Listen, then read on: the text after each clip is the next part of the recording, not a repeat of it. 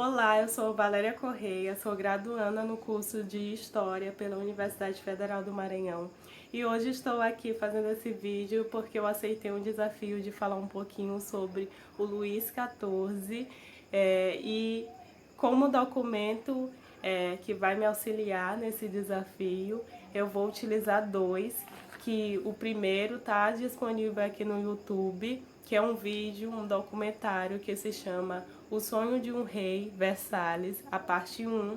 E o segundo documento é um texto também disponível na internet, que se chama Guerras de Conquista em Prol da Glória de Luís XIV.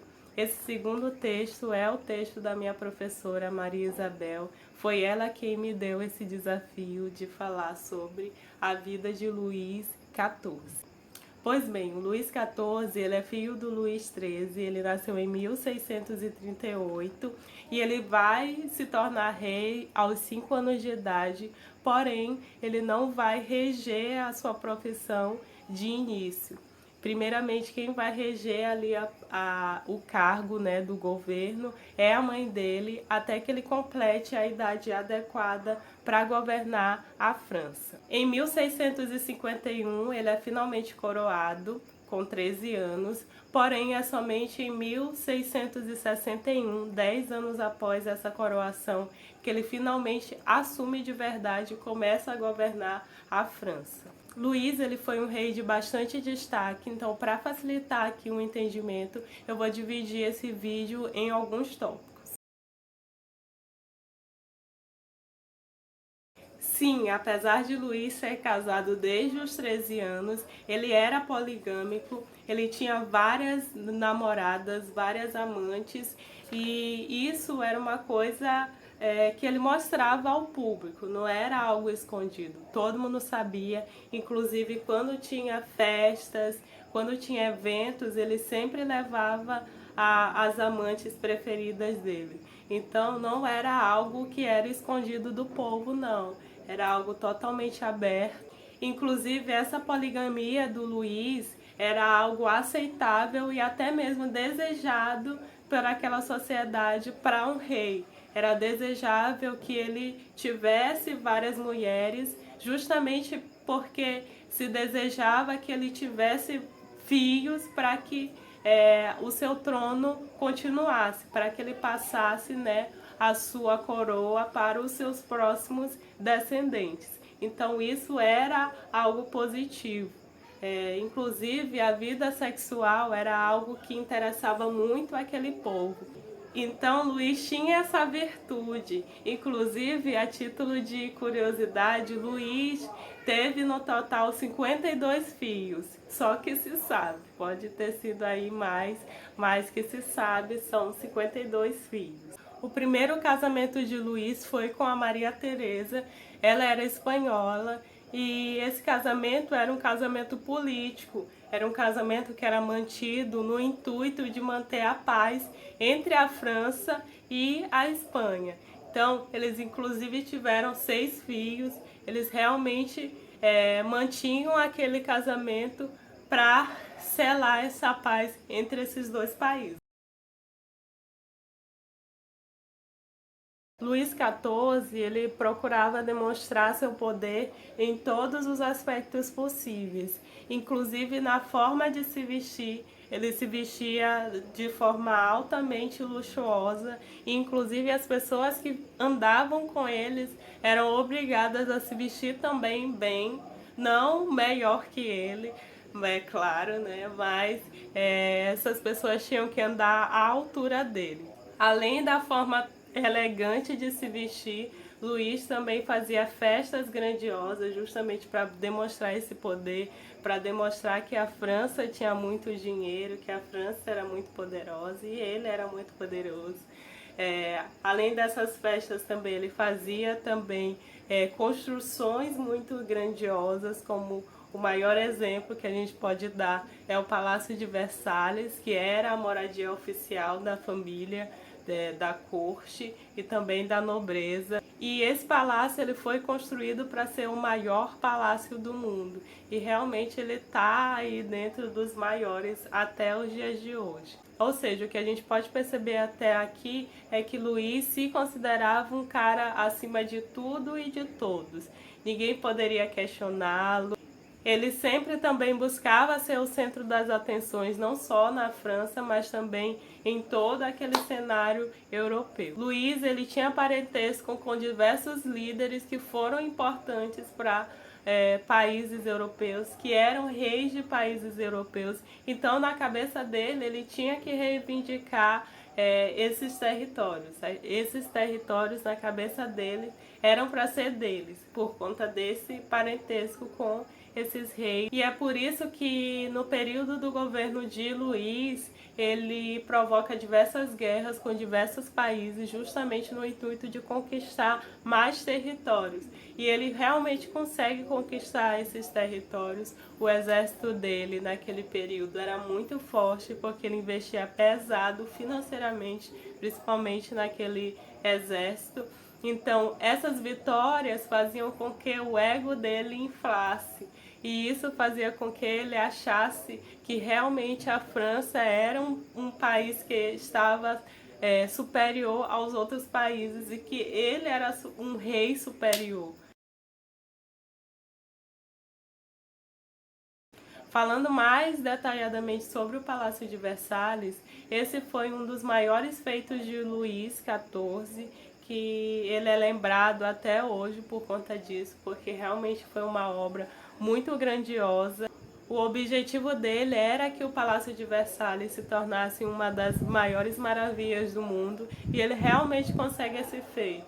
Hoje, o Palácio de Versalhes é um dos lugares mais visitados e é considerado um dos maiores palácios do mundo. E Luís construiu esse palácio do zero. E o intuito dessa construção era que esse palácio servisse de moradia tanto para a corte, né, a família dele e ele, quanto para a nobreza. De início, ele enfrenta grande dificuldade para iniciar essa obra, essa grande obra que ele queria fazer, porque Versalhes era um local totalmente impossível, vamos dizer assim, de se construir alguma coisa ali, principalmente alguma coisa naquela estrutura que ele queria. Os especialistas, arquitetos, engenheiros diziam para eles que ali era um péssimo lugar para se fazer aquela obra monstruosa que ele queria fazer. E isso alimentava ainda mais a vontade dele de fazer aquilo.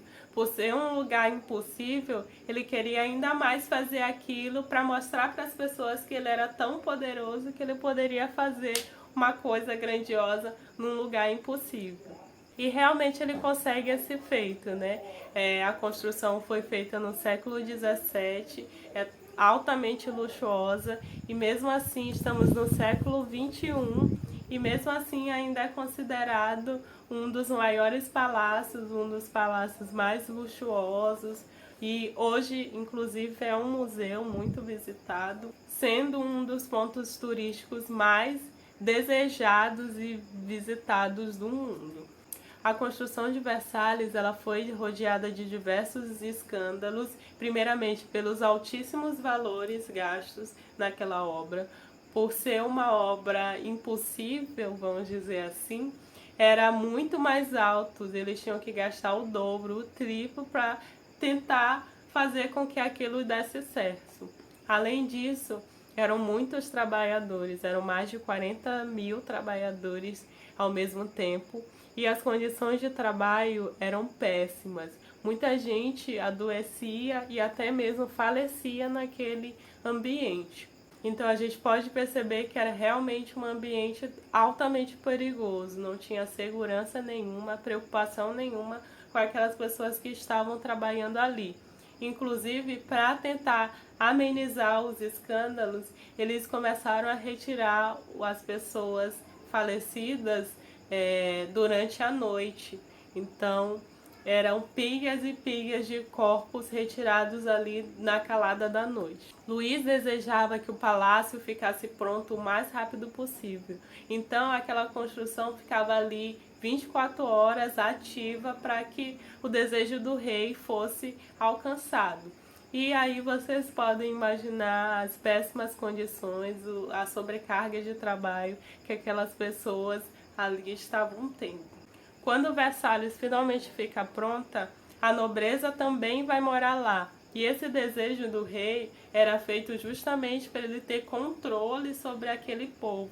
Como eram pessoas com muito dinheiro, ele tinha medo com que alguém se revoltasse com ele e pudesse ali, de alguma forma, ser mais poderoso que ele.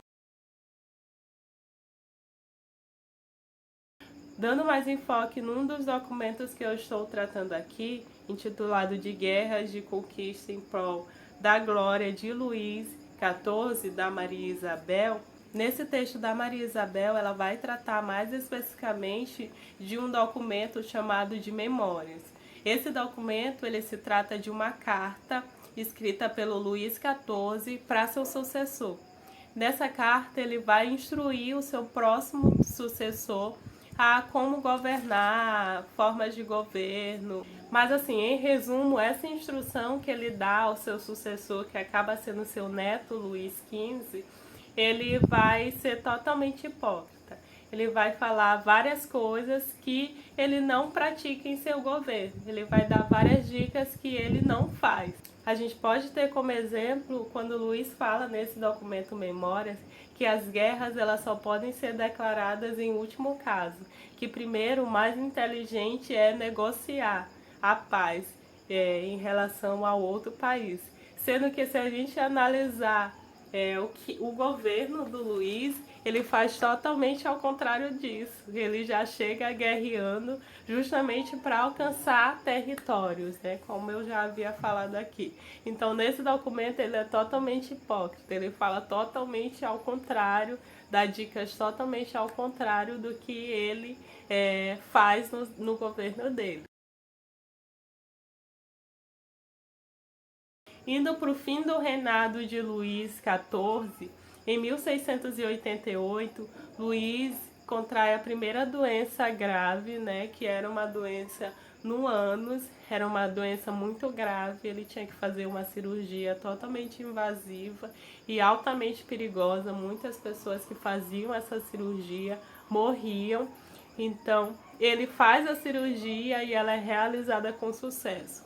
2 anos depois, a Espanha, a Inglaterra e a Sueca entram em guerra com a França, porém, por conta das inúmeras guerras, dos inúmeros gastos com a construção do Palácio de Versalhes, dentre outras coisas, a França estava com seus recursos acabados, não tinha dinheiro para nada.